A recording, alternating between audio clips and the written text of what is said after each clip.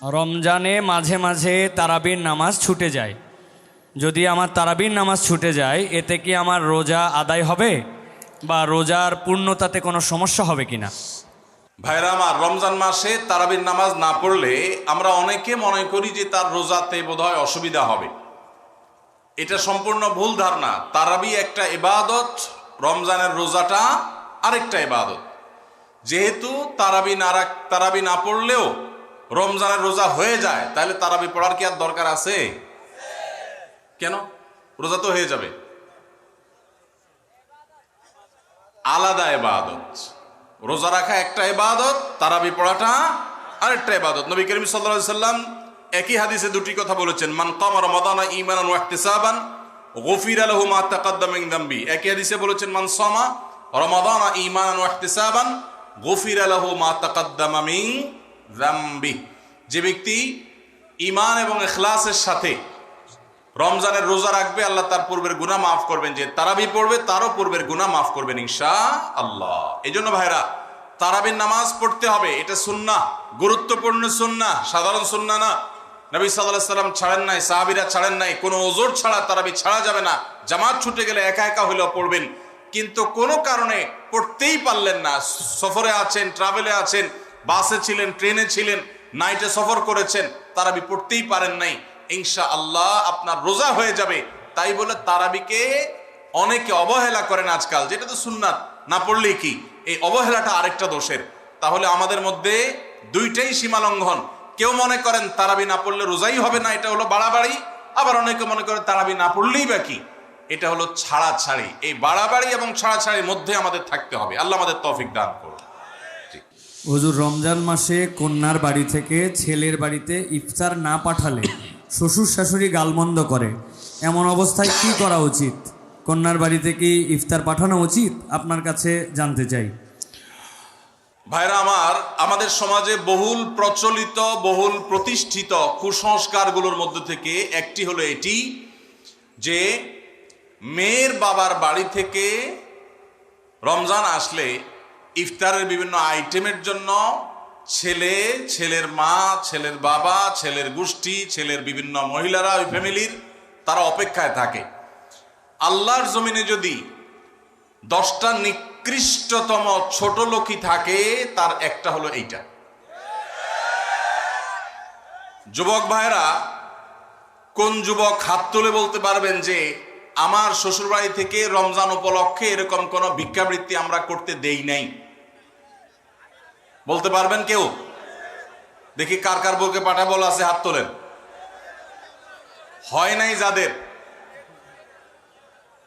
বাবাজি আপনি হাত তুলছেন, আপনাদের আমার তো এগুলো ছিলই না। আপনি হুদাই ক্রেডিট নিচ্ছেন কেন? এগুলো তো নতুন, আমাদের দেশে নতুন ফিতনা শুরু হয়েছে। এই দাঁড়িয়ালা ভাই, আপনি হাত তুলছেন কি বুঝা? বলেন বলেন, কি বুঝে হাত তুললেন? আপনার শ্বশুরবাড়ি থেকে ইফতার আসে নাই? হ্যাঁ, আসে নাই? বিয়ে করছেন? হ্যাঁ, বিয়ে করছেন, শ্বশুরবাড়ি থেকে ইফতার আসে নাই? গরিব তারা, মানে কারণ কি?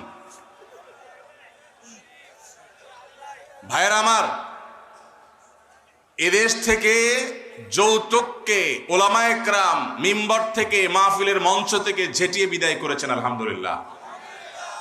যৌতুকের অভিশাপ থেকে এদেশকে মুক্ত করেছেন ওলামায়ে কেরাম। এক চেটিয়া অবদান এদেশের ওলামায়ে কেরামের এই কাজটা।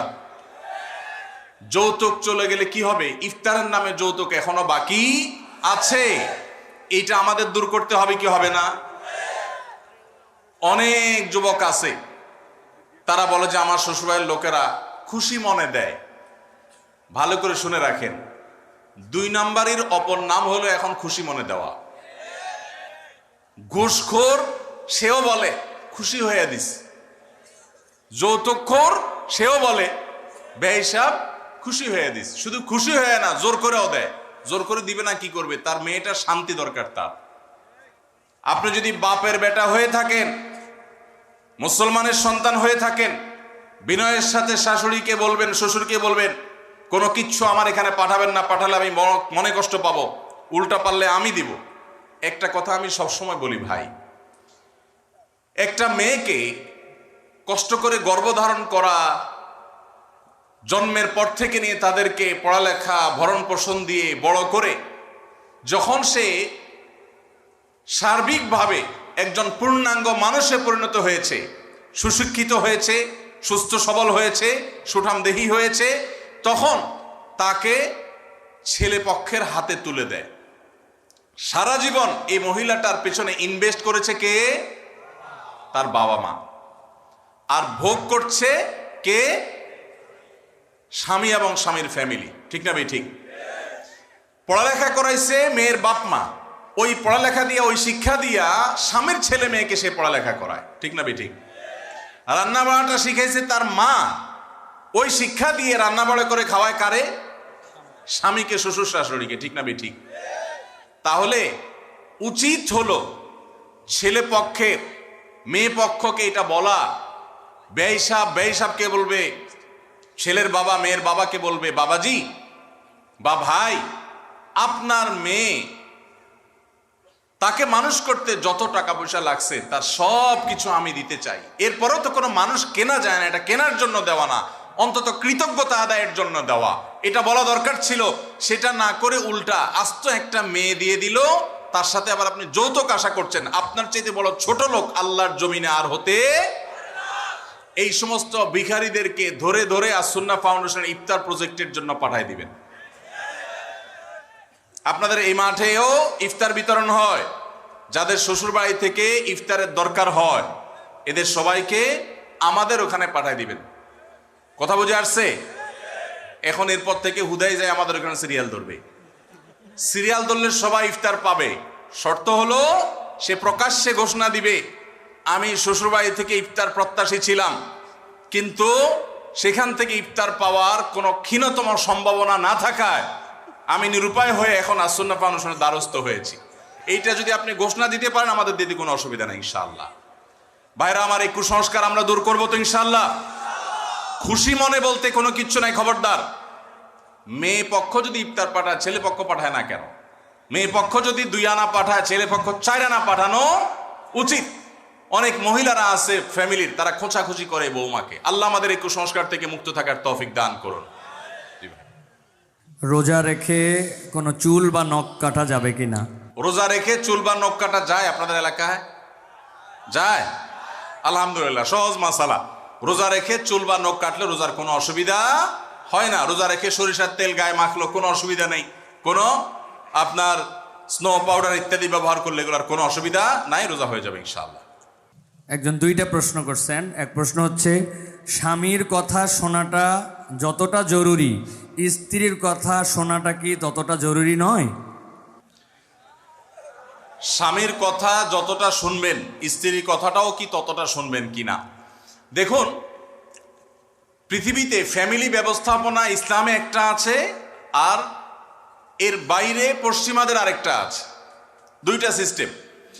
ইসলামের ফ্যামিলি ব্যবস্থাপনা হলো, আল্লাহ তাআলা কোরআনে পরিষ্কারভাবে নির্দেশ করেছেন, আর রিজালু কাওয়ামুনা আলান নিসা। পুরুষদেরকে আল্লাহ রাব্বুল আলামিন নারীদের উপরে দায়িত্বশীল করেছেন, তাদেরকে আল্লাহ তাআলা অভিভাবক বানিয়েছেন। এখন যদি কেউ নারী এবং পুরুষকে সমান সমান করতে চায়, তাহলে তার পরিণতি কি হতে পারে পশ্চিমের দিকে তাকালে বুঝতে পারবেন। ভাইরা আমার, একটা ছোট্ট মুদি দোকানও যদি আপনি চালাইতে হয়, একজন মালিক আর একজন শ্রমিক বা কর্মচারী থাকা লাগে কি লাগে না? 2জনই মালিক, সমান সমান শেয়ার, দুজনই দোকানটা পরিচালনা করে, দোকানটা ঠিক মতো চলবে? কারণ সকাল বিকাল গন্ডগোল বাঁধবে। ঠিক না বেঠিক? এভাবে কোনো দোকান যদি না চলে, তাহলে একটা সংসার কখনো সুষ্ঠুভাবে চলতে আপনি কাউকে না কাউকে অভিভাবক মানতেই হবে।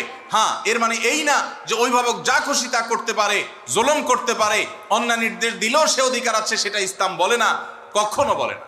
ভাইরা আমার, আজকের পৃথিবী নারীদেরকে সমান অধিকার দিতে বলে, ইসলাম ন্যায্য অধিকার দিতে বলে। ইসলাম কি দিতে বলে? সমান দিলে সব সময় সমতা হয় না, ন্যায্য দিলে সব সময় সমতা, ন্যায্যতা যেটা যৌক্তিকতা সেটাই হয়। আল্লাহ আমাদেরকে বুঝার তৌফিক দান করুন। মা বোনরা যদি যৌক্তিক কোনো আবদার চাহিদা পেশ করেন, সেটা স্বামী কখনো কখনো শুনতে বাধ্য যদি সেটা তার অধিকারের বিষয় হয়, আর কখনো কখনো বাধ্য না হলেও স্বামীকে আল্লাহ তাআলা উদ্বুদ্ধ করেছেন। নবী করিম সাল্লাল্লাহু আলাইহি সাল্লাম তার স্ত্রী আমাদের মা আয়েশা রাদিয়াল্লাহু তাআলা আনহাকে খেলা দেখতে নিয়ে গেছেন। আম্মা জান আয়েশা রাদিয়াল্লাহু তাআলা আনহা এই হাদিস বর্ণনা করার পরে বলেছেন, ফাকদুরু কদরাল জারিয়াতিল হাদিসাতি সিন্নি আল হারিসাতি আলাল্লাহ হবে। ও দুনিয়ার পুরুষেরা, যুবকেরা, স্বামীরা, শুনে রাখো, আল্লাহর নবী সাল্লাল্লাহু আলাইহি সাল্লাম নবী হওয়ার পরও, এত ব্যস্ত মানুষ হওয়ার পরও তিনি তার স্ত্রী হিসেবে আমি যখন তার কাছে খেলা দেখতে চেয়েছি তিনি নিয়ে গেছেন, যতক্ষণ পর্যন্ত আমি নিজে বিরক্ত হয়ে উঠে না আসি ততক্ষণ পর্যন্ত নবী সাল্লাল্লাহু আলাইহি সাল্লাম বসেছিলেন, আমাকে নিয়ে আসেন নাই, বলেন নাই আয়েশা চলো আর কত দেখবা, এটা বলেন নাই। অতএব তোমরা তোমাদের কম বয়স্ক যে সমস্ত স্ত্রীগণ আছেন তাদের বিনোদনের প্রতি, আনন্দের প্রতি তোমরা খেয়াল রাখবে, এটা আম্মা জান আয়েশা বলেছেন। তাহলে বোঝা গেল স্ত্রী যদি কিছু চায় সেটা পূরণ করবার জন্য স্বামী যথাযোগ্য চেষ্টা করবেন, যদি অন্যায্য না হয়, অন্যায় না হয়, অযৌক্তিক চাওয়া না হয়। কিন্তু এর মানে এই না যে ইসলাম সবাইকে সমান অধিকার দিয়েছে, সমান অধিকার দিলে মারামারি ছাড়া কিচ্ছু হবে না। পশ্চিমে যান, কোনো সংসার বলতে কিচ্ছু নাই। গত সপ্তাহের কথা, নিউজিল্যান্ডের একটা শহরে অকল্যান্ডে আমাদের এক প্রবাসী বাংলাদেশি ভাই বুয়েটিয়ান, ওনার বাসায় উনি নিয়ে গেলেন ফজরের নামাজ পড়ে, মসজিদ থেকে পাশে ওনার বাসা।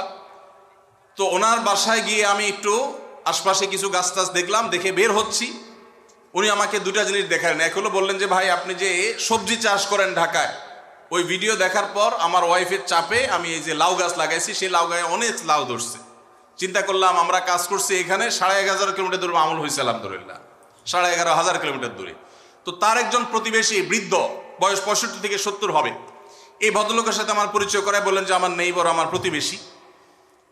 তো আমি বললাম যে তার বাসা যে শুনশান নীরব, ব্যাপার কি? তো বলে যে তার বাসায় কেউ নাই, তার কোনো ফ্যামিলির সদস্য নাই, 20 বছর সে এই বাসাতে আছে, কোনো সদস্য নেই, বয়স 65 থেকে 70।